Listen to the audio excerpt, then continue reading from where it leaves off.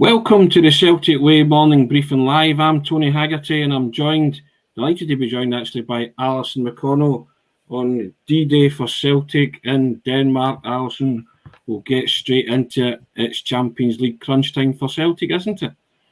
It's a huge game. I think everyone associated with the club would know that. I think so much rides on these games, despite the fact they come so early in the season. I think we talk about it every year, just the magnitude of the games and the importance of it. I think the tie itself is very precariously balanced. I think it could go either way. I think the fact you don't have the away goals now might just work psychologically in Celtic's favour in a second leg, but I do wonder about the bruising consequences of the defeat on Saturday and maybe just what it might do to the minds of a couple of young players that are going to be asked to cope defensively with such a big game.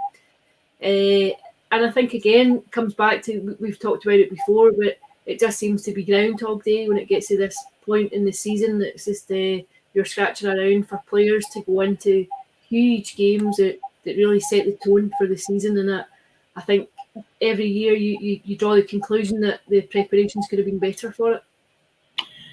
You touched upon it there, the bruising that was inflicted by West Ham on Saturday. Now, the lack of players means that was probably more or less what Ange's having to go with for tonight's match. And obviously many decisions need to be made here. First and foremost, the goalkeeper, Alison. Now, where do you stand on that? Barkas or Bain haven't really covered himself in glory since he arrived, but what's your take on that? Who gets the nod for tonight? My gut feeling is I think Barkas will start.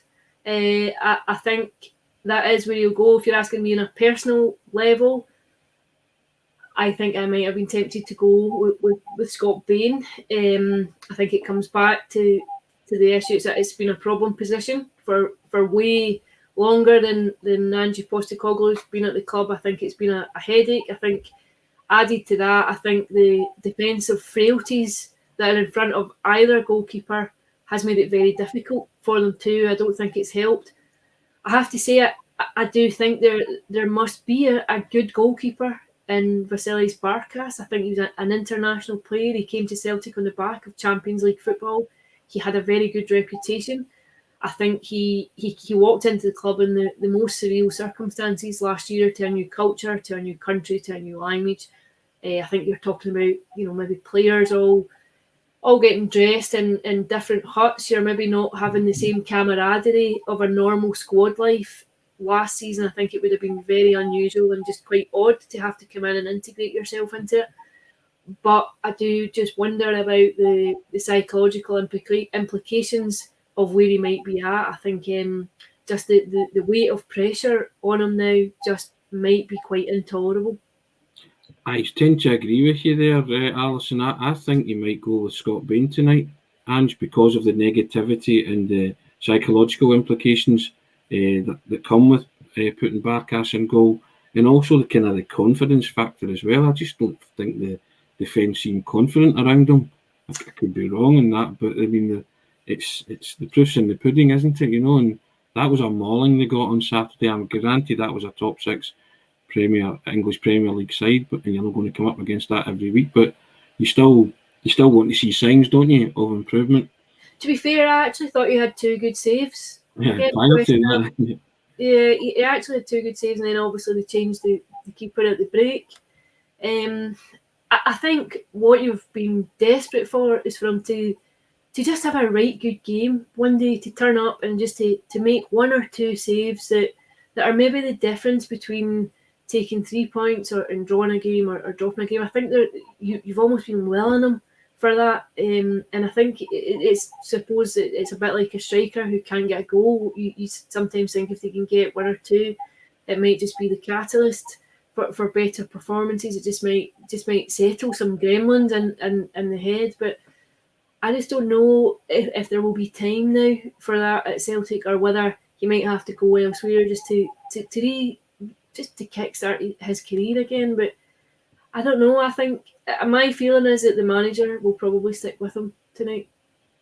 Defensively, cruelly exposed on Saturday, but that's what happens when you have a central defensive pairing. We've touched upon it, a combined age of 39. He can't do much else, can he? You know, it looks like he's going to have to go with Stephen Welsh and Dane Murray in centre defence for tonight's match. Yeah, there's just such a paucity of options in terms of personnel. I think when you go deeper into the season, if we look at this team tonight that will go out and you compare it to maybe a team in October or November, I think it will look vastly different. I don't think there'll be too many personnel that will still be there and will survive it. But the long and short of it is he has very, very few options going into the game. What's in front of him is what he has. I think it will be Murray and Welsh who start. I think Ralston and Taylor will be the two fullbacks. Again, I'm not sure that any of those back four will be first team players once the season really starts to gather momentum. But again, it comes back to this point that the magnitude of these games. We all know when they come. I think preparations for it really need to begin in January. I think you need to set your stall out for the long term. I think you always go into these games essentially with the squad that you finished the last campaign with, and that squad itself had been battered by poor results and everything, the chaos that was going on all around the club. I think it's very difficult now to go in and pick up the pieces and start to begin afresh. And I think we all knew last season that Celtic needed more than just a new manager to come in and to solve the problems, because there are a lot of issues there that need to be addressed. Well, those problems and mismanagement are coming home to us now, as you say, with the lack of personnel needed for these big games. Would you be tempted to throw in Urhoghide for height and physical presence at the expense of Ralston? I think it's an option. I think you could possibly also play inside too as a central defender. The only thing is, I'm not sure he made a compelling case for that in the friendly against Preston. I thought he might look as though he'll take a wee bit of time to bed in and just to find his feet. It's a consideration. I think you have to say that.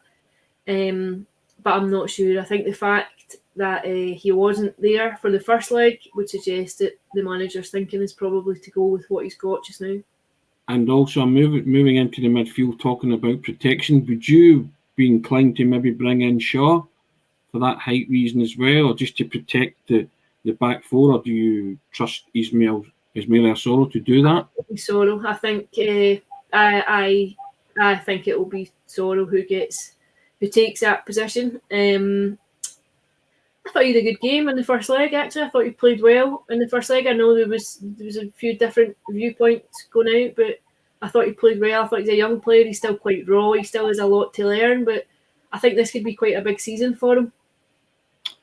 Now, obviously the midfield really picks itself, doesn't it? Even Christie has turned up so far, and he's looked really, really good in the games that Celtic have played. Up front, what are you thinking? You thinking odds on Edouard, a final swan song for him before a potentially multi-million move to Brighton or Crystal Palace, who seem to be the two teams that are vying for his services? It certainly looks that way. Again, come back to what the options are. Lee Griffiths hasn't travelled, and we know all the chaos of the weekend and everything that's going around him there. But I think Edouard will start. I think his eyes have been elsewhere for quite a while. But you would hope that he feels as though he also has something to sign off with. That he also feels that he has a debt to pay at Celtic, and that he has a hand to play in getting them into Europe and getting them further through. Because if they come through this tie tonight, then you know you've got guaranteed European football and on some level, which I think is so important to the season. I think he could sign off in a good way, Alison, then with the fans, couldn't he? If he turns up tonight and he scores a goal that you say guarantees Europa League football and takes him a step closer to the abundance of Champions League riches that you can earn from the group stages.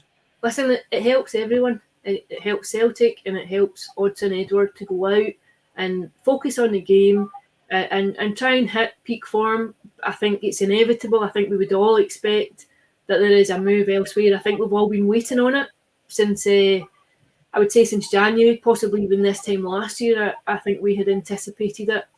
I don't think it's news to anyone, but I think it's in his best interest and it's in the club's best interest that he has 90 minutes of being focused, and we see what Odsonne Edouard has to offer. And to be fair, I thought he played well in the first leg.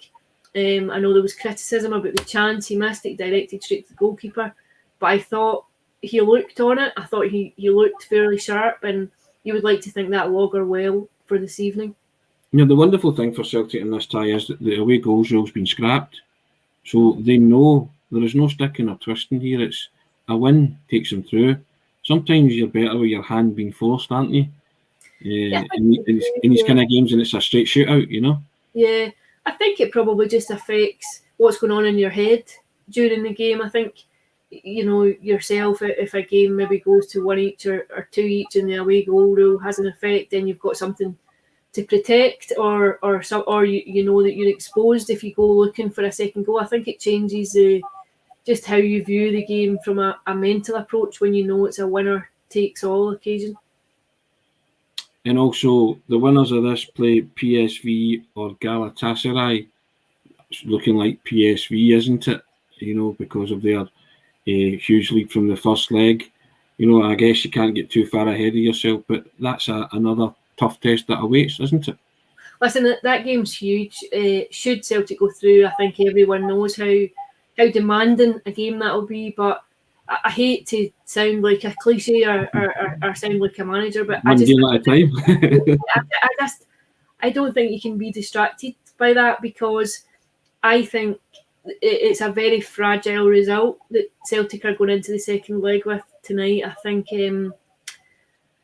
they need a big performance, and I think I'm not sure you can afford to be counting yourself as already through to the next leg. I think there's still a substantial bit of work to be done to make sure that you actually get there. And the good thing is that if you do go in to PSV and you don't come through, at least you know you are assured of some kind of European participation. It's not where everyone would want to be. I think the Champions League is a holy grail, but there is an argument to say in recent years that Celtic are very much a Europa League club. I'm not sure that's where they would want to be, or that's where they would consider themselves to be, but I think if you look at the evidence of the last 10 or 15 years and how often they actually do manage to make it into the group stages. New boy Abada impressed last week. Alison, does he start for you tonight? Without question, I think he has to start. I thought he showed up very well. I thought he impressed. He got his goal. I thought he looked hungry. I thought he looked sharp. I thought he brought an energy to that side of the pitch. He looks like a good buy, 19 years old. I think definitely he would get the nod to start the game. And speaking of new boys, might be kind of puffs of smoke coming out of certain places. Celtic look, and I say look, they're finally poised to maybe sign a right back, Alison. Wee! Aurelio Buta from Royal Antwerp, Belgian side. Lots of experience in the Belgian top flight, former Benfica Academy and Benfica B player. Played against Rangers last season when Rangers knocked them out of the Europa League at the last 32 stage, but looks like a deal has possibly been all but been agreed, £3 million. What's your thoughts on that? Listen, I think the club and the team are crying out for reinforcements. They're crying out for players to come in. I watched the manager speaking last night and saying that they won't be rushed or hurried into signings, but I think there is a need for players to get in and get over the line as quickly as possible. I think it would be a welcome addition. I think he brings a bit of experience. I think that's what Celtic need in that position, but I don't think it will be the last of the signings. Also, as well, they've been linked with all sorts of strikers, Alison. Too many to name, because every day they're linked with a different striker. You know, and obviously they're trying to make contingency plans for Odsonne Edouard going, but those positions would probably be the key ones, wouldn't it? A right back and a striker. You said last week that you would like to see Celtic maybe bring in two strikers. I'm of the same opinion as well, but certainly there seems to be moves afoot in both directions for a right back and in the striking positions. I think you could go through the full team and highlight where you think it needs to be strengthened. I think that's two very obvious areas. I think if Odsonne Edouard leaves, then it leaves a massive hole at the front. But I think there are also other areas of the pitch. I think you could really do with a creative midfielder. I think you could also do with bringing in another left back too. But I think we'll see where it goes over the next couple of weeks, because I think once you go into August, the window starts to move a bit quicker. I think once you start seeing players moving between clubs south of the border, I think it starts to facilitate other openings and availability. You'll know yourself, Tony, how it works in terms of maybe teams having a list of number 1, 2, 3 priorities and who you want to get, and sometimes there can be all sorts of things going on behind the scenes in terms of trying to bring someone in. I sometimes think too that players hedge their bets to see what offers they've got. So I think over the next couple of weeks it should start to move a bit more. And I'm going to put you in a spot, Alison. Can Celtic win tonight? Of course you can win tonight. Any team can go in and win a game. Can they win? It's one question. Will they win is another. I think the opening 20 minutes could be key. I think go in and see how everyone settles. I didn't think Midfield caused any real problems for Celtic in the first leg. I still think that without near Beaton's moment of madness, I think they would have won the tie far more comfortably. So I think it's about being sensible. I think it's about being disciplined. It's about taking your chances when they come. I think both teams, I don't see a huge gulf between them. I don't think Midfield put Celtic under any considerable pressure in the first leg. That's not to underestimate the enormity of the game or the fact it'll be quite a difficult ask. But do they have the capability of winning it? Yes, they do. I'll go with that, Alison. You seem to know a lot more than me. And with that, we'll end the bulletin. We'll say on a positive note that we reckon Celtic will win a win of some sorts. But we'll reconvene tonight, Alison, at some point after the game, and we'll see if our predictions come true. All the best. Thanks. Cheers.